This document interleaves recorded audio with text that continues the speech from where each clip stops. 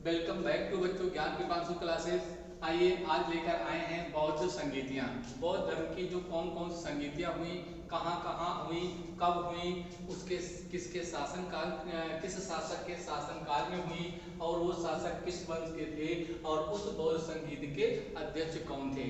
तो बच्चों देखिए, पहली बौद्ध संगीत आपकी होती है 383 ईसा पूर्व में। कहाँ होती है? राजगिरे। बच्चों ये राजगिरे को हम राजगीर भी कहते हैं। क्या कहते हैं? राजगीर भी कह देते हैं। और बच्चे क्या कह देते हैं? गिरिब्रज भी कह देते हैं। क्या कह देते हैं? गिरिब्रज कह देते हैं। तो बच्चों आपको समझ में आया कि प्रथम बौद्ध संगीत का आयोजन कब होता है? 483 ईसा पूर्व में होता है। स्थान कहाँ मिलता है? राजगिरे। अब राजगिरे या राजगीर या राजगिरी ब्रिज कहते हैं। और देखिए, प्रथम बौद्ध संगीत के समय जो शासक हुए थे वो कौन हुए थे? अजातशत्रु। अजातशत्रु बच्चे किस वंश के थे? हर्यक वंश के थे। अजातशत्रु के पिता का नाम बच्चों क्या था? बिंबिसार। कहा जाता है कि हर्यक वंश का संस्थापक कौन था? बिंबिसार। और बच्चों इसी बिंबिसार को आप ना क्या कहते हो? बिंबिसार का उपनाम था कुणिक। बिंबिसार का उपनाम क्या था? कुणिक। और ऐसा कहा जाता है इतिहास में कि बिंबिसार की हत्या कौन कर देता है?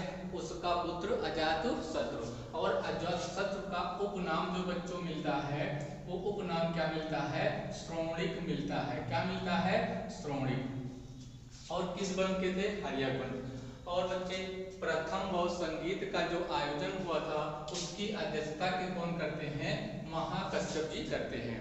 आइए बच्चों दूसरी बौद्ध संगीत की हम चर्चा करते हैं। और दूसरी बौद्ध संगीत कब हुई? 383 ईसा पूर्व में।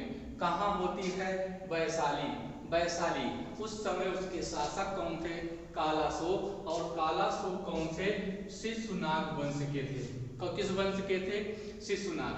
बच्चों देखा जाए तो जो शिशुनाग वंश है इसके जो संस्थापक आते हैं, इसके संस्थापक आते हैं वो आते हैं नागदशक। कौन आते हैं? शिशुनाग वंश के संस्थापक, सॉरी नागदशक नहीं होते हैं, शिशुनाग होते हैं। कौन होते बच्चे? शिशुनाग। शिशुनाग वंश के संस्थापक कौन होते हैं? शिशुनाग। और द्वितीय बौद्ध संगीत की अध्यक्षता बच्चे किसने की थी? तो सवाकामी ने की थी। किसने की थी? सवाकामी। बच्चे तीसरी बौद्ध संगीत है।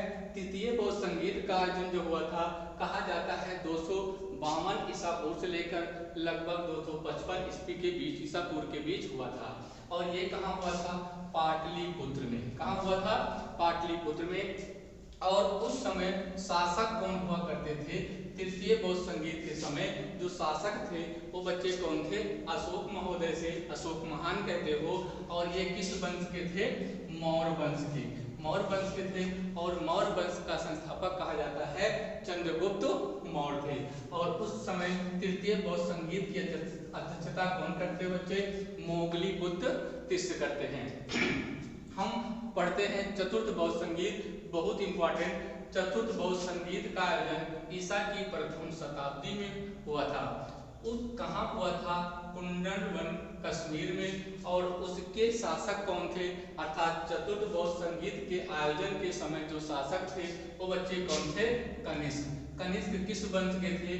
कुषाण वंश के थे। कहा जाता है कुषाण वंश का सबसे प्रतापी शासक, कुषाण वंश का सबसे प्रतापी शासक तो किसे कहा जाता है बच्चों? कनिष्क को कहा जाता है। और यही कनिष्क महोदय है जब इनका शासनकाल आता है 78 ईस्वी में। कब आता बच्चे? 78 ईस्वी में। तो कनिष्क महोदय क्या करते हैं? एक संवत चलाते हैं जिसको आप कहते हो शक संवत। क्या कहते हैं बच्चे? शक संवत कहते हैं। किस नाम से जानते हैं? शक संवत। बहुत इंपॉर्टेंट क्वेश्चन, शक संवत की शुरुआत कब हुई और किसने की? तो शक संवत की शुरुआत 78 ईस्वी में होती है। और किसने शुरू किया था? कनिष्क महोदय ने शुरू किया था। और चतुर्थ बौद्ध संगीत का आयोजन जो हुआ वो कहाँ होता है? कुंडलवन कश्मीर में। शासक कौन से? कनिष्क थे। किस वंश के कनिष्क थे? कुषाण वंश के शासक हुआ करते थे। और इसकी अध्यक्षता करते हैं वसुमित्र करते हैं। और उपाध्यक्ष कौन होते हैं? अश्वघोष होते हैं। आइए बच्चों थोड़ा सा और काम करते हैं। तो इसको हटा देते हैं। और बौद्ध संगीतियाँ जब आप सीखे हैं तो आइए कुछ कंसेप्ट से हम पढ़ते हैं, कुछ ट्रिक से पढ़ते हैं कि बौद्ध धर्म से संबंधित कुछ प्रतीक, गौतम बुद्ध से संबंधित कुछ स्थल और उनके प्रतीक। तो हम बौद्ध धर्म के प्रतीक पढ़ते हैं, बौद्ध धर्म के प्रतीक पढ़ते हैं। वो कैसे हम पढ़ते हैं? एक कहानी के रूप में, एक गाने के रूप में हम पढ़ते हैं। हमने कहा बच्चों, देखिए कितना अच्छा लगेगा आपको, साण कमल से जन्म हुआ, साण कमल से जन्म हुआ, घोड़ा लेकर घर से भागे, घोड़ा लेकर घर से घोड़ा लेकर घर से भागे, पीपल बोधि ज्ञान कराए, पीपल बोधि ज्ञान कराए, ज्ञान कराए, ज्ञान कराए, और मृत्यु क्या कहलाए बच्चों?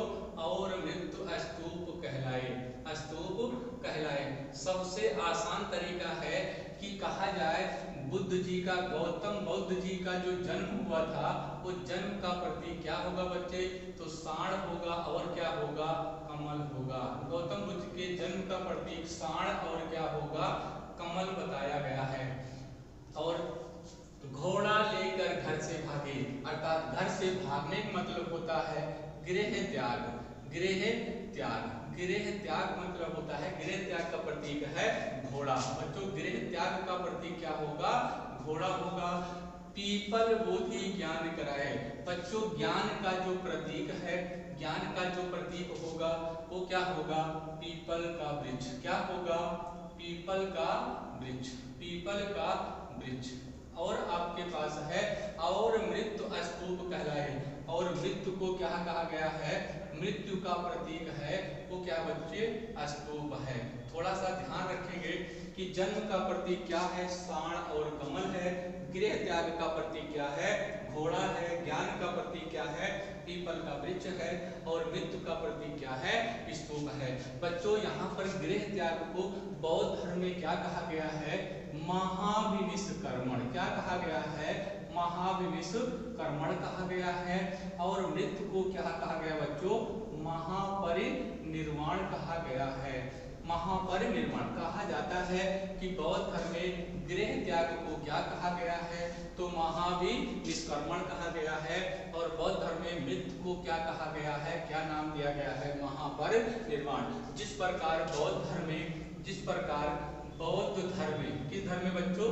जिस प्रकार बौद्ध धर्म में उपदेश को क्या कहा गया है? उपदेश को कहा गया है धर्म चक्र, धर्म चक्र प्रवर्तन। क्या कहा गया बच्चों? धर्म चक्र प्रवर्तन। और बौद्ध धर्म की जो कहानियां हैं उसको हम अगले पार्ट में देने का काम करेंगे। आप हमारे वीडियो को लाइक, शेयर, सब्सक्राइब और कमेंट करना ना भूलें। Thank you.